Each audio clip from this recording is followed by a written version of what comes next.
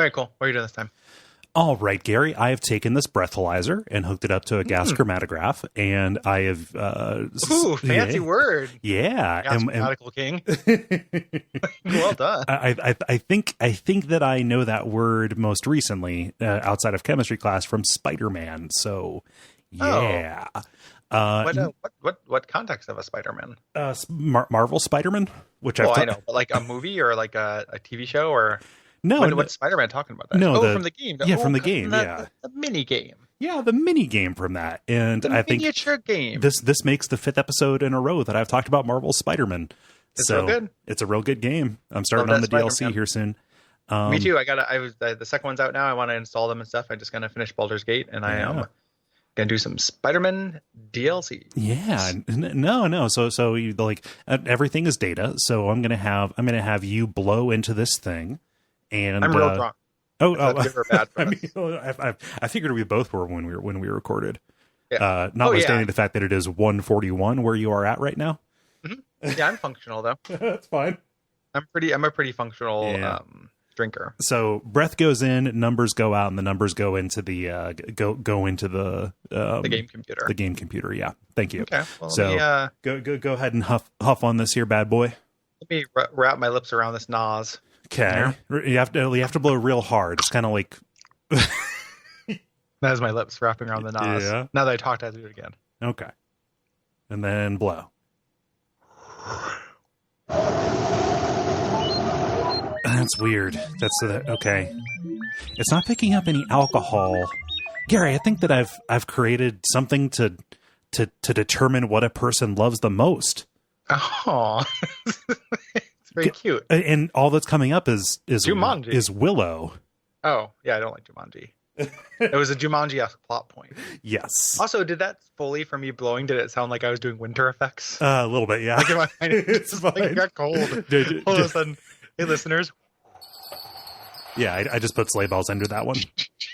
Just the, whoa there, whoa. Come up on this cabin in the woods. Yeah, Willow. We're doing Willow, baby. So this is a fuck for me, and it is a yay for you. It's a merry kill for me.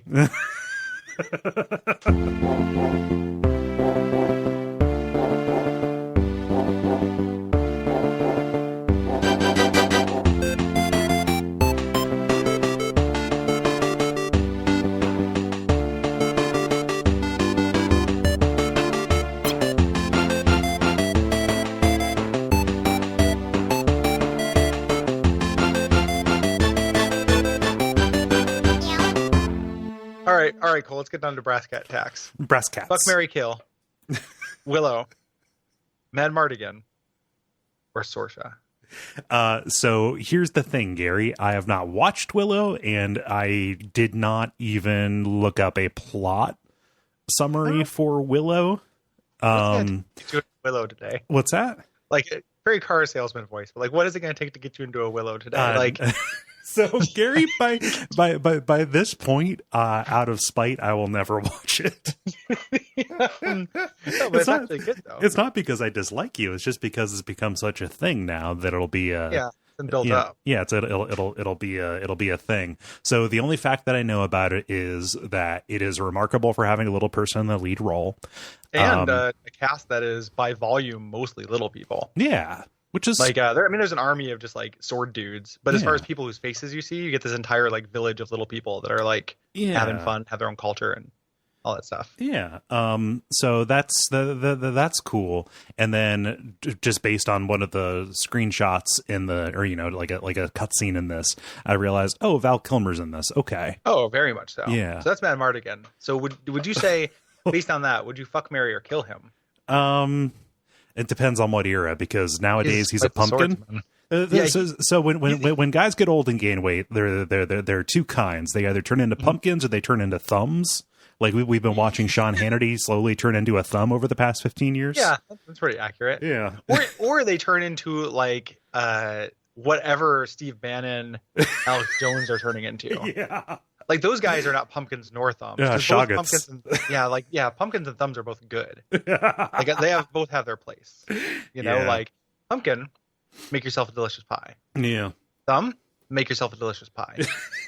Thumb Steve pie. Bannon, no pie. No like, pie. Can you imagine having to eat a Steve Bannon pie? What kind of Tales from the Crypt-esque situation would come up for you to have to do that? I think that, his digestive system is external, so he would just spit a bunch of acid on it and then slurp out the remains. Yeah, no, this is you eating a pie, a Steve Bannon pie. Oh, not like one he ate. well, no, I would die immediately. Yeah, I feel like it's the kind of thing that, like, it's like a plot of War of the Worlds. Like, people can't, your body is just not made to process those kind of things. No. You just die from disease. Yeah, he's not a carbon-based life form. He's a silly phone. Yeah. Yeah. No, Sure. so I'd probably marry Mad Mardigan because he's getting them Batman royalties. He's getting Batman royalties. He's also a wonderful swordsman. Yeah. It kind of strikes me as a bit of an Inigo Montoya kind of guy. Like a dashing rogue. Yeah. In the zine, I describe him as dumb Han Solo. If Han Solo was not cunning, is what Mad Mardigan is. Yeah. So then you got Willow. So based on what you know about Willow, and this leaves you can either fuck Willow, or you can kill Willow. Killo? So I think Willow himself. Willow is a he. Is that correct? Oh yeah. Yeah, I think Willow himself is more of a force for good. So yeah, let's fuck. Okay. That way, maybe make more of them. And this has you killing Sorsha, Bavmorda's queen, who it depends on when in the timeline, because she starts as evil and she turns good. Okay, so it's all about the code. Gary, I don't want to be hurtful about something that you enjoy. A, because that's mean, and B, because you could turn around and say mean things about something else that I enjoy. Sure. However, just in looking at the lore of these games, looking at it, this is boring on the level of like David the Gnome to me. Yeah. And I can understand why one would say that. Yeah. Ignorance. Fact, yeah. Yeah. Ignorance, churlishness, like lack of character, poor education, those things might cause me to make that kind of statement. But in fact, it's good. Okay. So it's one of those things. Yeah. Like, I don't doubt that you like it. It's just. Yeah. Willow is many things. It is hard for me to think even objectively that it's bland. Like one of the things about looking at the lore is that if you're looking at the lore of Willow, it's pulling in all kinds of shit from like source books and novelizations. What? That gets more generic and dumb. Okay. But the movie itself leaves stuff at the like it's very simple, but it leaves like stuff at the margins that isn't really answered. So it's not like all about the politics of like the village structure of the Nelwynds and like their political structures and shit like that. It's just there's a village of little people. Yeah, but like even on the base level of like there's this chosen child and there's an evil nun who wants to kill her and Willow is the one who can protect her. Like that to me seems real boilerplate in a way I'm sure that the performances and the direction and etc. End up being okay. Like, yes, like, it kind of redeems it. It can make a bland thing special, right? But like being exposed to the tertiary media by way of these video games, I'm like, this is kind of Lord of the Ringsy a little bit. It's also really weird though.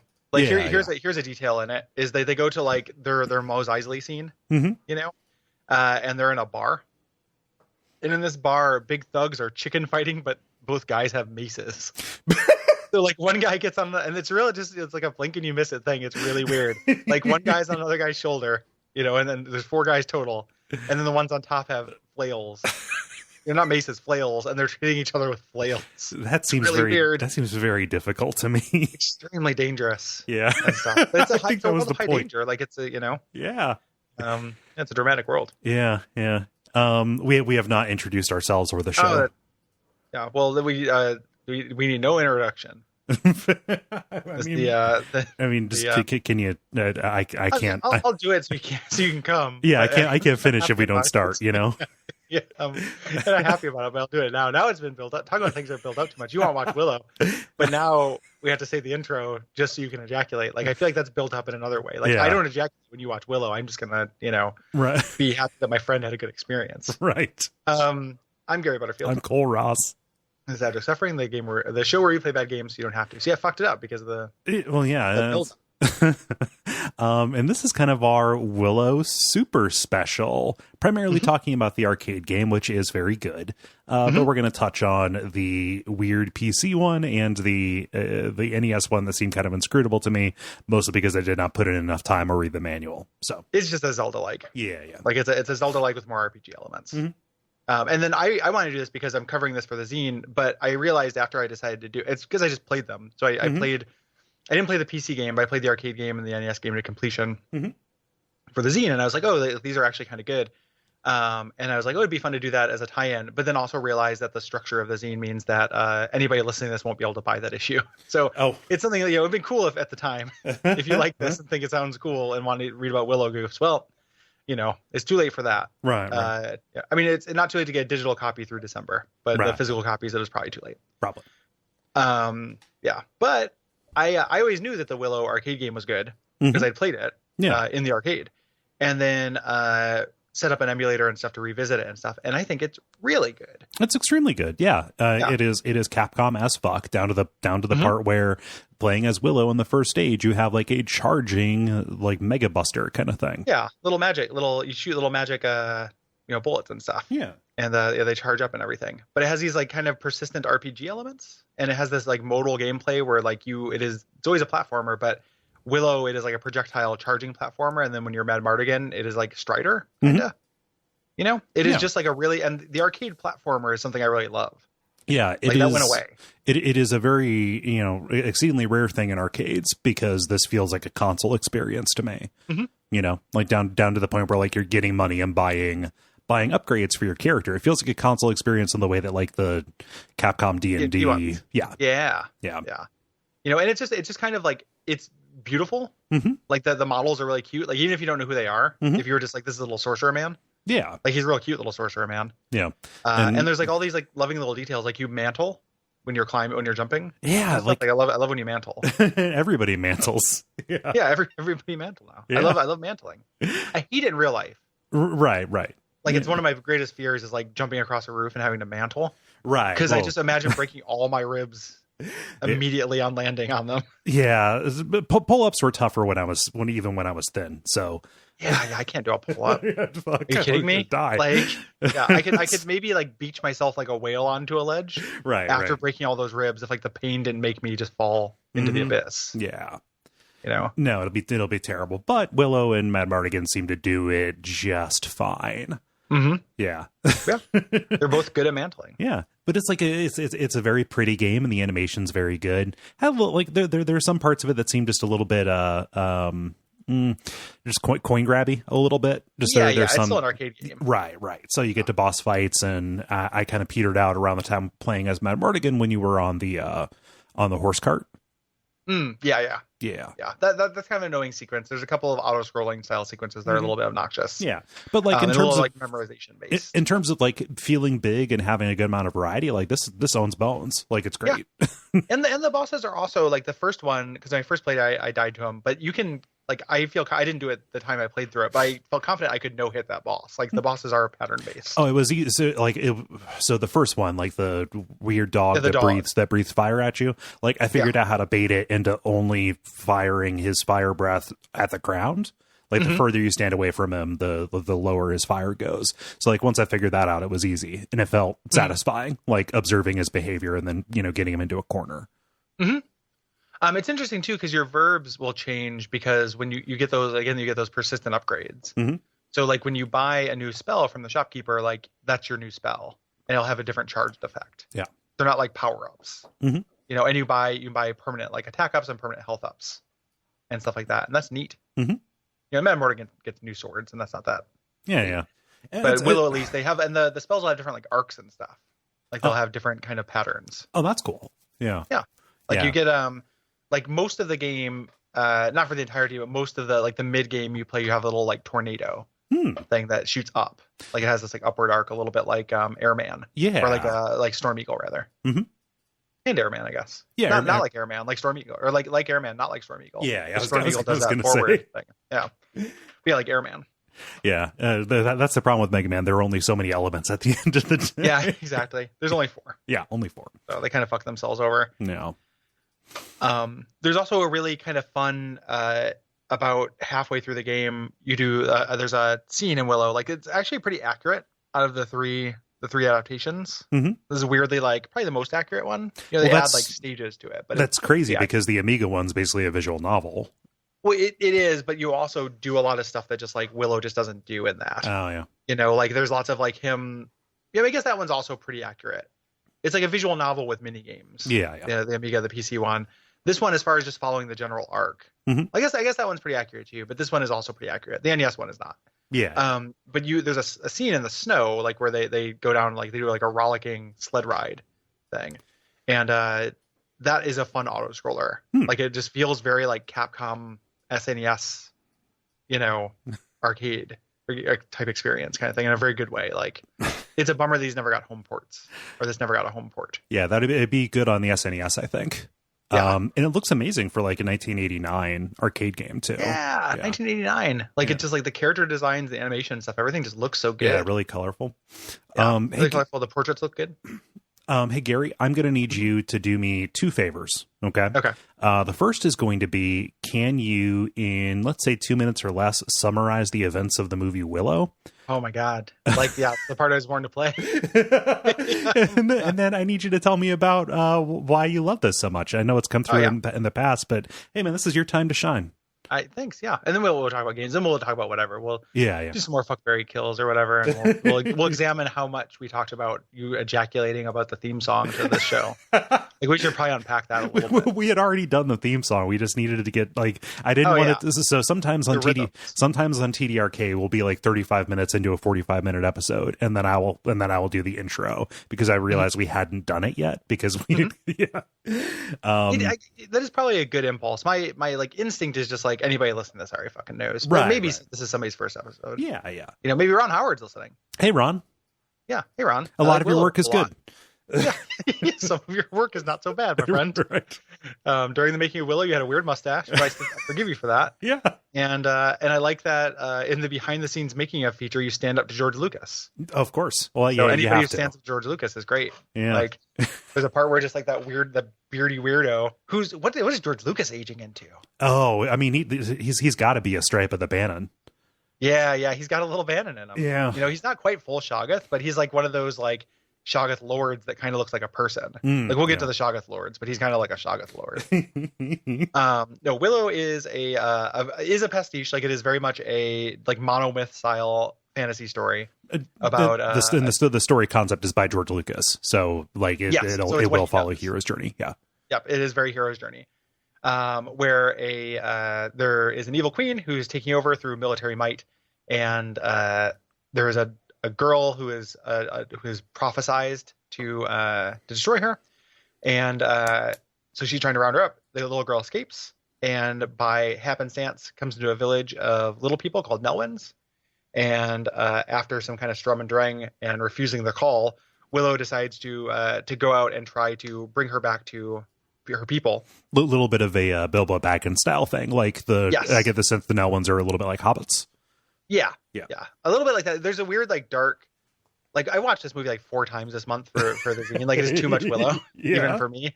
But there's all these weird little dark hints. Like there's a part where his main antagonist in the village is like, you know, if you don't do this, you're going to work in the mines. And I'm like, where the fuck are their mines? Like, do you guys have a slave? Do you guys have slaves?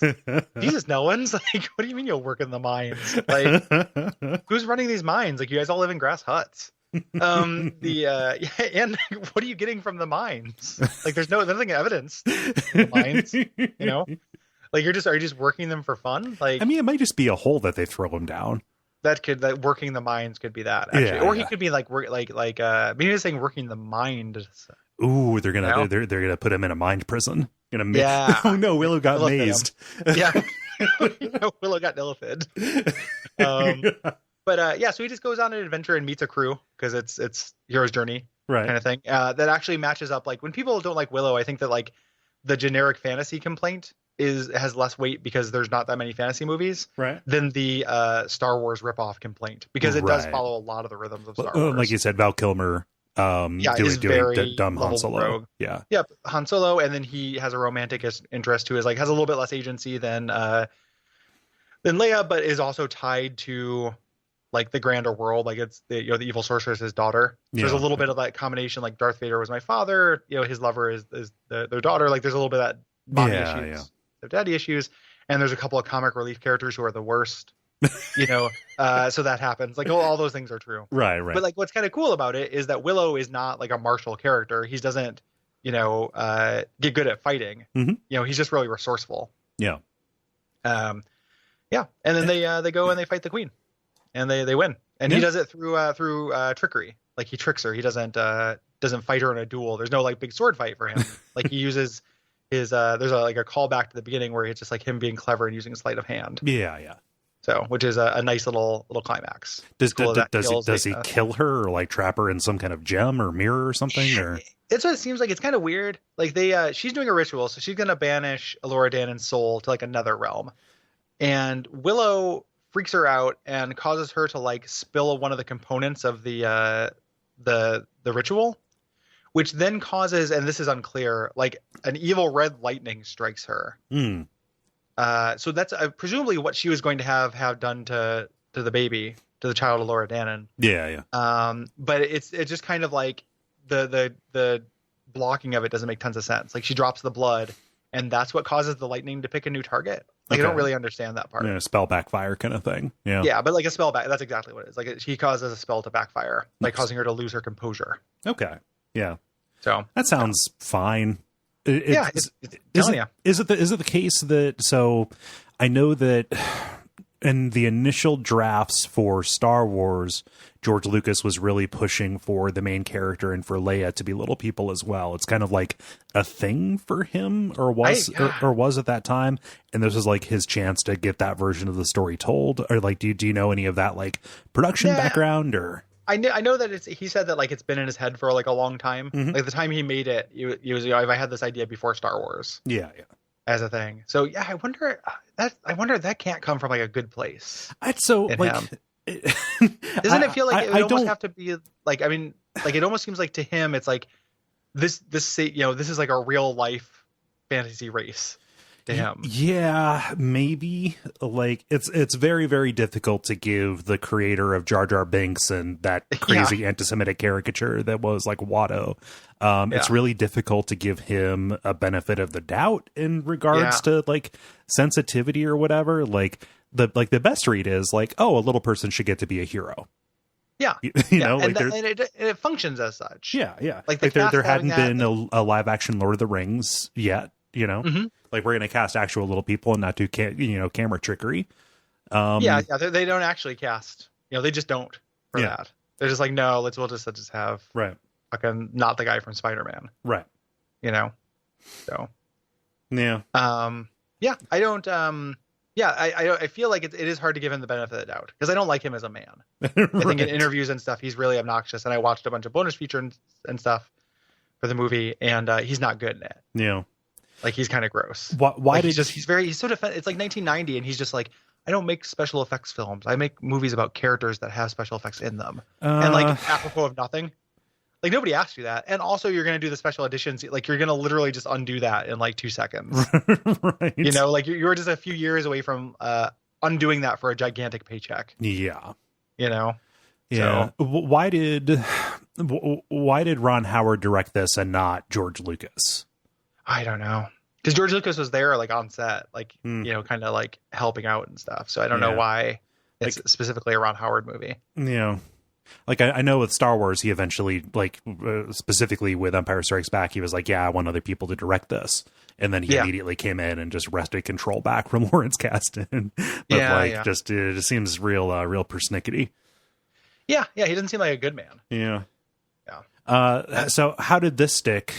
Yeah. How did this stick for you? Like age, probably. Probably just when I saw it, but also in like I appreciate it because it is, you can like read the extended novels and get all into that source book stuff, but even then, there's a fraction of what there is for Star Wars or even Lord of the Rings. Right. Just in terms of like if this were a book, like the page count is just very svelte. Like it relies on some archetypes in order to save time and not get too lore wanky. Which I appreciate. Yeah. And it's just like it is a fun movie. Like it is a well-paced, like visually interesting movie. Yeah. Like it's a good children's movie. Yeah. Well, like you've said this, and I've seen Bob Mackie say this. Where God, this feels like a fucking interview. I'm sorry, man. No. We'll stop that part. I'm sorry because I didn't. That wasn't my intent in picking this. Well, just we'll talk about We'll talk about you coming to the opening credits later. Yeah. Yeah. So instead of asking you, I'll say this for me. For me, Star Wars hit me because I was like 9 years old when the remasters came out, or the special editions or whatever. Like it hit theaters, and it went like all this merchandise and stuff. Everybody was watching it, so that was the right time. But like this hit you when you were 9 or 8 because it came out in like 1988. So you were born in like the one time in history when Star Wars was old, and therefore and this was new. Yeah, like Star Wars was out of the culture, and then like this was in here with roughly the same template. Yeah, like this and Labyrinth were the two big ones for that. Yeah, that I was like right in the pocket for. Yeah. So and like I watched Star Wars when I was a kid and liked it when I was a kid.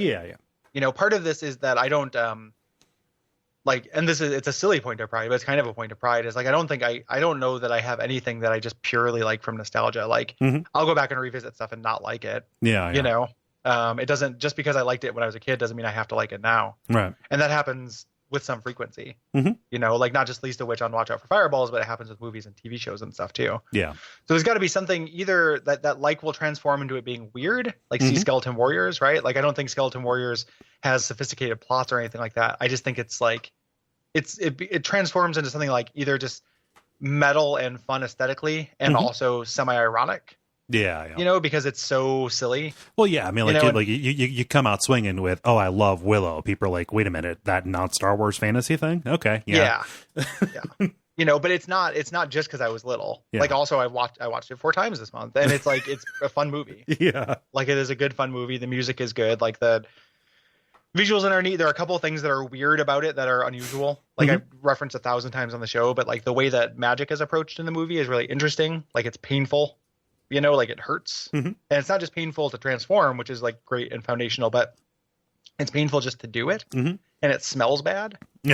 Like doing it, like you can smell bad when somebody is doing magic. Like it brings brimstone in or something like that. Yeah. Like something. Yeah. It's just like a neat little detail. Yeah. Like that. Like it just hurts to do it. Like when Willow is trying to, he meets a sorceress and he's trying to transform her back into her form. She's an opossum at first, which I did not realize was different than a possum. Oh yeah. But this opossum it's like a European thing primarily. Yeah.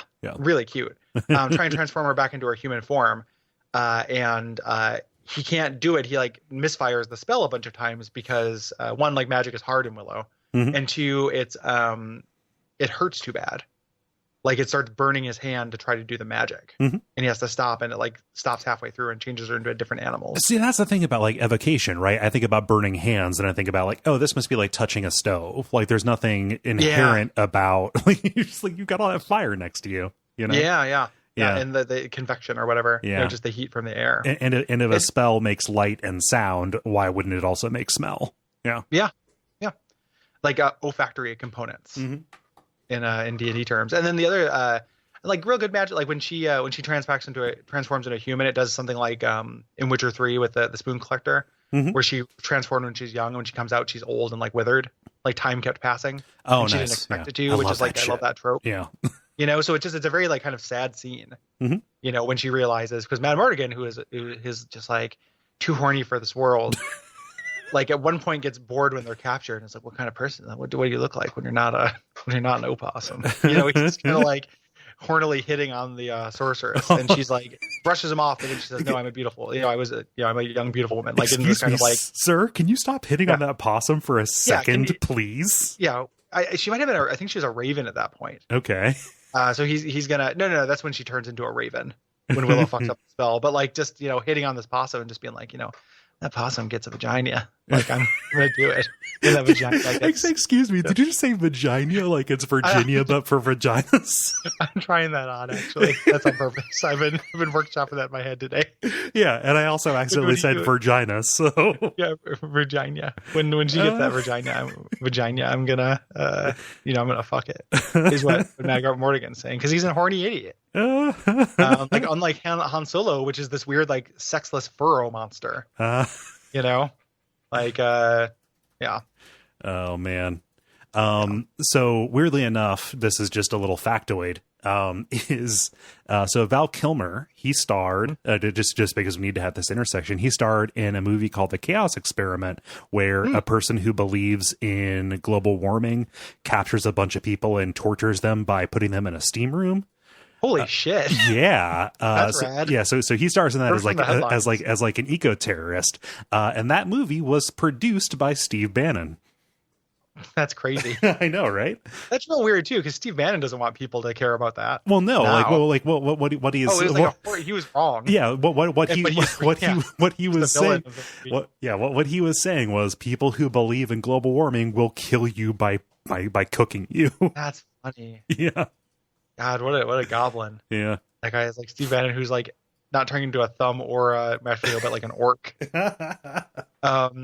Yeah, that's something. He also Val Kilmer married the romantic lead in this. They got married. Oh yeah, yeah. Huh. And like we're married for like 9 years. Oh wow. He's also in one of my favorite movies from the 80s, Real Genius. Oh, Real Genius is amazing. I love Real Genius. That is so good. I had such a crush on the female lead in that. Yeah. Yeah. Yeah.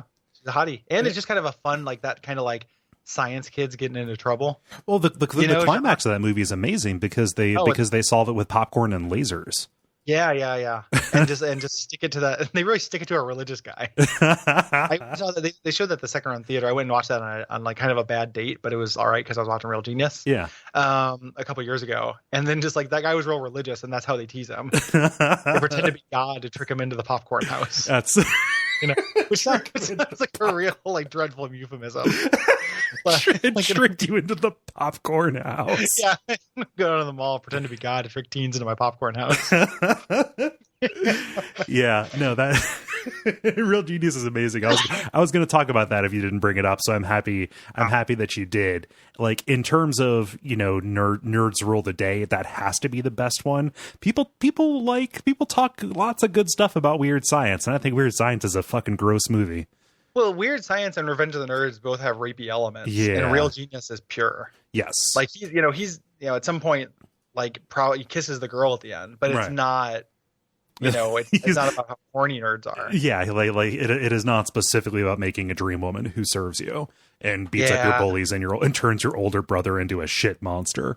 Weird Science is probably that has to be one of the movies that has aged the worst. I haven't seen it, but I can't imagine that being in any element okay. Yeah, I caught it on like Comedy Central. That was the first time I saw it, like back in the early 2000s, and I looked and I was like, this is real yucky. Yeah, that's gross. It has that Oingo Boingo song. Yes, which is hard to like argue with. Right. But, yeah. No, but it's in terms of those, like Real Genius is the best because it talks about like the pressures of academia and how Mr. Val Kilmer is not he's not going to follow their rules. Yeah. Yeah. Yep. And also just using science applications to fight evil. Like they're on the source of good too. They're fighting the military industrial complex. Mm-hmm. In this movie. Like Real Genius is real good. Yeah. They should have called it Real Good. Oh yeah. That's a better title. Yeah, real good. Just so you know. So the arcade game of this is a stone cold classic Capcom like arcade platformer. Right. Deserves a lot more credit. The NES game is, I think, like a above average Legend of Zelda like. Mm-hmm. Like it is a Legend of Zelda with more RPG style elements, like you go to towns and stuff. Mm-hmm. And everything, but it's very Zelda. Yeah. And pretty fun. How is it in the way of like items and puzzle solving and stuff like that? There is not much in the way of puzzles. It's mostly action. Okay. And items don't really have tons. Like the biggest problem with it is like items have like only a certain amount of utility. Like a lot of them are attacks. So very early on you get like a thing that paralyzes enemies, which is very useful. For like crowd control and stuff. There's a little bit of that. It's not super sophisticated, but I would not say it's any less sophisticated than Zelda 1, where like Zelda in terms of just like an action game, because Zelda 1, you mostly have attacks as well. And your utility stuff is for finding either just moving forward, like the raft is not a fun item. The ladder is not a fun item. Yeah. Or like for finding secrets, and it doesn't have the secret element to it. So it's not like there are tons of hidden secrets in the Willow NES game. Right. But I also would say it's probably a little bit better as an action game. Mm-hmm. Like it feels a little bit better in the hand, so it's kind of a trade-off. Yeah. Better than the other Zelda knockoff that we played for the show. Which one? The one like the the Sega Master System one. Oh, Newtopia. Newtopia. Yeah, that's GD16 one. That one, I think it's better than that, like significantly better than that. So pretty good. And again, like nobody ever talks about that game, but I think it's pretty fun. Yeah. And weird that Capcom went on to do Zelda games, and that's kind of it seems like their first one. Yeah. Their first Zelda, like, because they did those Game Boy. Yeah, they did the portable ones that are real good. Yeah. Yeah. Yep. I want to hear about this. I want to hear about this PC one because it's the one of these that I didn't play. It's unplayable. It's like it's really interesting though, the way that as a structure for a game, it's very interesting because it is like an illustrated long scroll that is the plot of the movie with illustrations that you can scroll up and down through. And then certain scenes are hyperlinked, and those hyperlink to mini games that represent those scenes. So like you can go the first one where it's like the lady who was the nursemaid for the chosen child has to escape. And that's the first one, and it's a first-person dungeon crawl with like kind of puzzles and stuff. That's weird. How do you do a first-person dungeon crawl as a minigame, though? It's just a short version of it. Like, and it's more like a maze than anything. Like, you don't actually fight in it. I say dungeon crawl just because it looks like wizardry. Right. You don't actually fight. It's like a maze with like a couple of minor, order of operations style puzzles, like not really puzzles. Yeah. And then like there's kind of like an overhead stealth thing that reminds me of NES Metal Gear a little bit, by which I mean bad. Like that's not good stealth, right? Where you're avoiding dogs and stuff. And there is you said NES Metal Gear, and I almost corrected you to say, "Oh, you mean Game Boy Color Metal Gear?" No, I forgot there was a Metal Gear game for NES. Yeah. Well, that's also from my Willow research because I read the Willow Marvel comic and I have the issue, so it has the ads. Okay. So it has an awesome Metal Gear ad with like all the equipment on the back. I love that ad. Like for not being a Metal Gear dude, like that was a very compelling ad as a kid.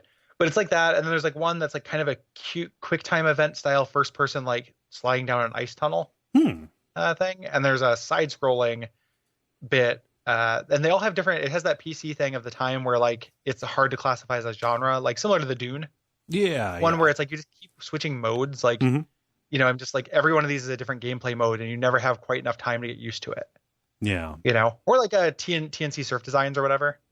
Where it's like every one of these events has a totally different and absolutely bonkers control scheme. Yeah, it's the skate or die phenomenon. Yeah, it's exactly that. It's a little bit like that, but without an extreme sports skin. I'm sorry, I mispronounced that. Skate or die.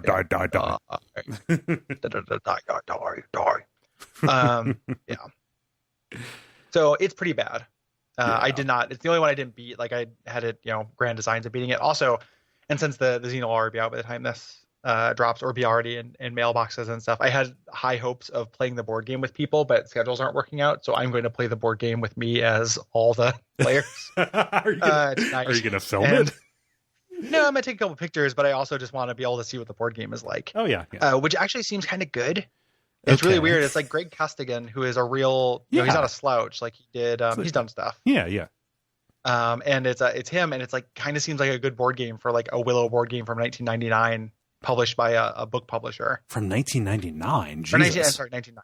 Sorry. Okay, I was gonna just throwing in extra nines there. Yeah, you just keep adding nines until it's right. So yeah. Did you just have the Willow game lying around, or was that an acquisition for the zine? No, it was an acquisition for the zine. Yeah. Like I bought it from online. It just seems like a thing you would have. Yeah. Yep. No, it's like I'm glad that I have the Skeleton Warriors game too, and it's unplayable. Like this actually looks like it might be fun to play, which is pretty cool. Yeah. I think the biggest issue, the reason why I couldn't get people together for it is that like you can play it with less than the optimal amount, but it's kind of before games got sophisticated about designing for that. Right. So like you really need like 6 people. Oh geez. To play it optimally. Yeah. So only 3 games of that have ever been played in the existence of time. Exactly. Otherwise, you just play like you can play as a 2-player game, which I can get somebody else to play with me, but it would be one person controls 4 characters. You can control 4 hands of cards, and I'm like, that sounds pretty miserable. Like I'm just gonna take 4 turns in a row. Yeah, that sucks. And also, like this is probably before like crossplay was built into the mechanics of the board game, so like it's really just you playing 6 different people working for the same goal, probably. Mm-hmm. Yeah, I mean, that's or it's it is crossplay. There's 2 evil characters and 4 good ones. Okay, so it's asymmetrical in a kind of interesting way. And one of the characters, Sorsha, can switch sides if certain events are met. So as a good character, like you are not only trying to achieve the win conditions, but you're also trying to convert the evil character because you can cut their power in half. Okay. If you can do that, like it's neat. It's like a neat board game. Yeah. It doesn't. It's not a great adaptation, but it's a neat board game. Which one is Sorsha again? I'm sorry, I forgot. She's the redhead who married Val Kilmer in real life. Oh, okay. And caused an erotic awakening in yours truly in a lot of ways. Wait a minute, I thought that was Gremlin. Like Gremlin lady. It's kind of a trio between Phoebe Cates, Sorsha, and Jennifer Connelly. Yeah. So it's just people from movies where they fought monsters, and then went on to step on my dick and balls for good funds, like afterwards. So, yeah, that was the arc. Yeah, like just lending you some helping hands. Yeah, but we are helping. You're hurting. I know. It's both. Fucking gross. Yeah. Oh my gosh. Yeah. It's good. It's good stuff. Yeah. You can spillo all over this place. It's gonna spillo my seed. I'm gonna spillo my seed, Sorsha.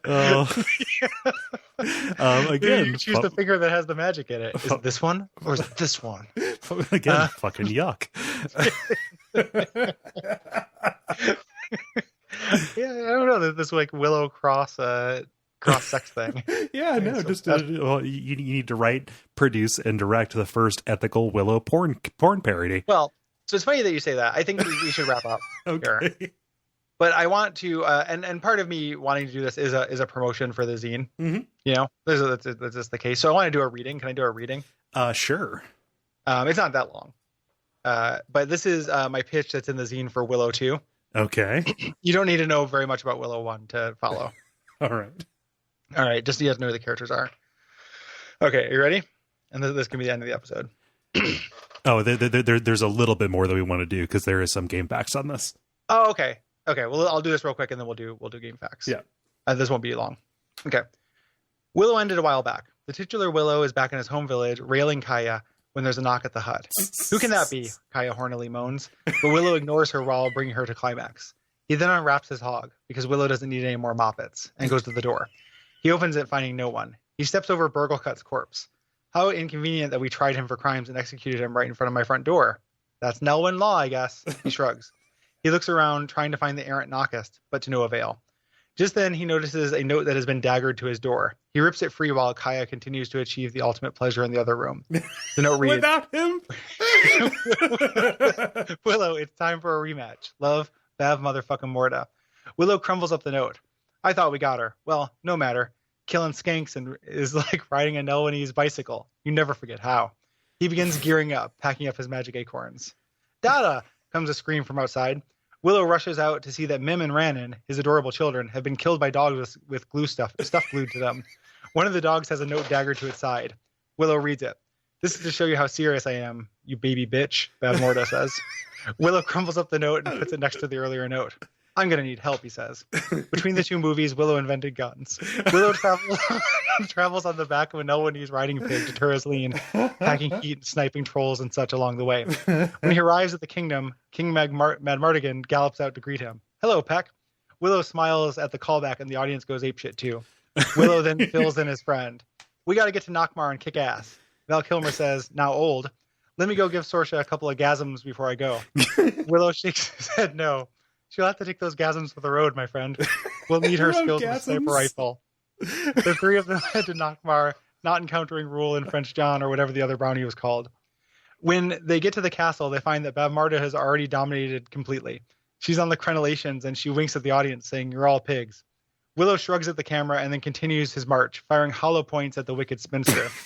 Sorsha is also firing her custom sniper rifle, which is called Closed Casket, because she always aims for the face. Bav Morda's spells prove too strong. Just then, Madmartigan has an idea. Your acorns, Willow. Use your acorns. Willow fishes an acorn out of his bag and rubs it on a bullet. This one's for you, Migosh. I wish I had never asked you to clean my magical automated thresher. Willow then loads the bullet into his revolver, which he named after his son and daughter while he was on the road. This one's for all the people who died between the movies, he cries, and puts one right between Bavmorda's eyes. The end. Congratulations, Gary. Not for the first time. You have made something for no one. Thank you. That is incredibly funny. Thank you. He smiled at the callback. And so did the audience. Yeah. Roadgasms. Yeah. A couple of gasms for the road. So it's funny that you mentioned closed caskets, because we're gonna go casket shopping with our good friend Casket Darkfire. I missed this. I forgot. So I got home late today, and I was like, I need to research the other game we're recording about. But I just did a bunch of research on Willow, but I didn't consider GameFAQs somehow.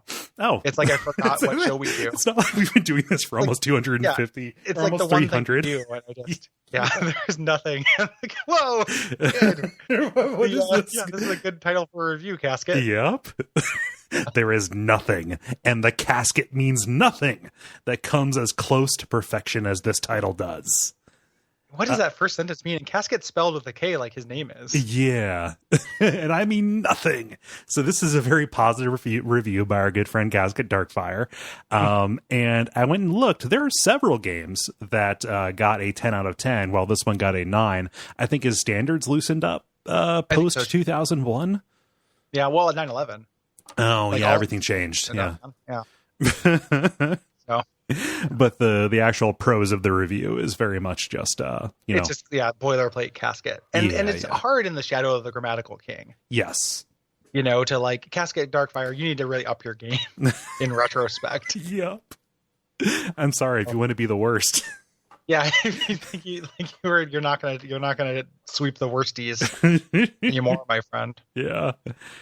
But yeah, this is weirdly concise for Casket, and also there's not as much pretension. Like even the opening statement, looking into the past on the Nintendo Entertainment System, you come across games that have such great role-playing elements to them, and you find they have nothing to do with the Final Fantasy series. Okay, fine. Yeah, there are good RPGs on the that are Final Fantasy. Oh, cool. All right, fine. Little wordy, but yeah, just kind of inoffensive. I think you're right. I think that Grammatical King deranged us. Yeah, Grammatical King really set a high standard. Yeah. It's like all pizza right now is like frozen bad pizza. Yes. Casket Darkfire, more like Casket DiGiorno. Yeah, Casket DiGiorno fire. I'm gratified by how positive these reviews are. There are a couple like 3 stars and a lower, like one that says it's straight up bad by Horror Spooky. Yeah. This is specifically the NES one. There's not that much on the arcade. Yeah. Yeah. I don't like that Brewplex named his Revenge of the Little People. Yeah. Like he's not using a slur or anything like that, but I still just don't. It's weird. Yeah, lots of people throwing the midget word around on these boards as well. Yeah. Yeah. And then if you go to the Commodore 64 boards, we have one of our classic, just like a group of people just kind of setting up shop. Yeah. Head on over. We have one person who is role playing as the Fonz. Midget Grandpa says "A" is the subject, and then the body is a Kirby emote, hits jukebox with fist, breaks it. IR sad panda now spelled NAO, and then Van Adelheid says that was my jukebox jerk. So this is all from like 2009 too. Yeah. Like for some reason, that's when the action started on that. Was like 30 years after the game came out. So, wow, yeah, that's a whole thing. Yeah. Oh geez, yeah. Like there's actually this is an evil board. Yes. Like if you look around, there's worse stuff too. Like I don't want to draw attention. This is weird. This is a wrong board. Yes, this is incorrect. This is an unfortunate crew, and I don't know if that's a Commodore 60. I don't want to believe that's a Willow thing. I feel like that's a Commodore 64 thing. Or it could just be like with their dreaded leader Sid Chip. Sid Chip, as he sits on his crown of skulls. Oh, thank you for indulging me in this. No, it's fine. It's fine. Hey, you mentioned, we had somebody who suggested this, but while I look that up, can you tell us? So you were talking about a zine. I have no idea what. Oh, yeah. What that is, or what you may be referring to. Okay, all right. I do a B-movie zine called Cassette Goblin. You can find out more information if you go to patreon.com/cassette goblin. Mm-hmm. And I want to get, obviously I want more people to get it, but also one specific thing is I want more people to get on the Slack that we have, because we do like viewing parties and stuff. Oh, nice.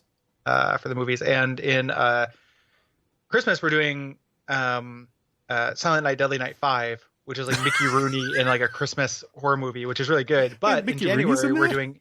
Say what? Yeah, Mickey Rooney's very in it. Yeah. And then in January, we're doing Abject Suffering Classic Rat Boy. Ooh. So if you want to get in for the January issue, and the issues are limited, like you get in for the month and then you get the issue, and otherwise, like I have like maybe 10 copies of issue 1, like just floating around my apartment, but like I'm not going to print more. So yeah, it is a limited time kind of special thing. So nice. Yeah, Rat Boy is going to be fun. There's definitely going to be like a segment of the zine that just like, this is what happens in Rat Boy. It's like I can't presume people know Rat Boy, and a lot of people in Rat Boy is just what happens in Rat Boy.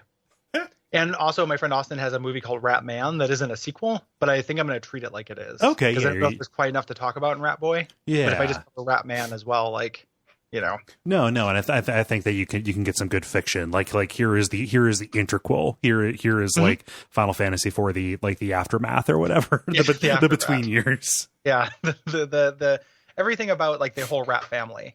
Yeah, like Rat of Uncle. Yeah, you know? do what is it, Willard or Ben or whatever it is? Just do both of those as well. Just the 80s rat mania. Weird rat craze. Those are all into. You think rats are due for a comeback? I think so. Yeah, I think so too. We haven't had a good rat movie in a while. Yeah, yeah, yeah. So Cal was the one person who recommended that we play.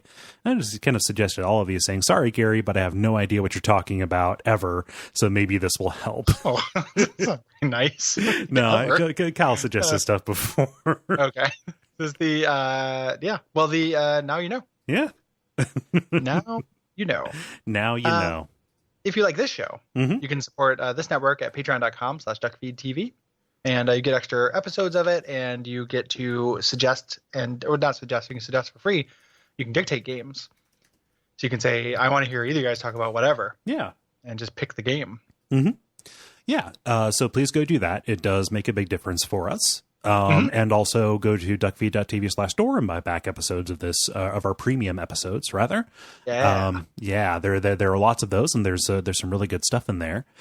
Gary, you promoted your thing. Can I do a short plug for my thing? Oh, absolutely. Of course.